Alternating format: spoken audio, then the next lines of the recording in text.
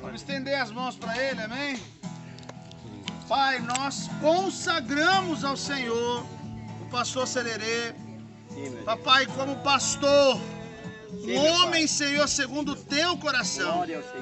E aqui, Senhor, diante de dois sacerdotes, Senhor, de homens de Deus, papai, diante, Senhor, de todos esses irmãos indígenas, nós apresentamos ao Senhor e consagramos eles, Senhor. E declaramos, Senhor, que as bênçãos que o Senhor liberou sobre Abraão, sobre Isaac, sobre Jacó, será derramado sobre a vida dele, papai.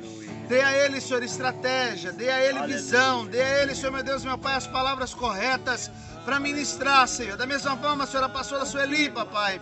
Nós abençoamos a vida da tua serva, papai. Profetizamos a bênção do Senhor sobre este casal. E automaticamente, papai, sobre a vida de todos esses irmãos que estão reunidos aqui. Em o nome de Jesus. Amém? Você pode aplaudir o Senhor em teu lugar. Glória a Deus.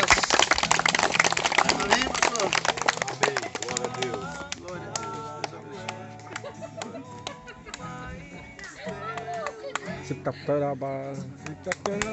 Iniciamos Brasil,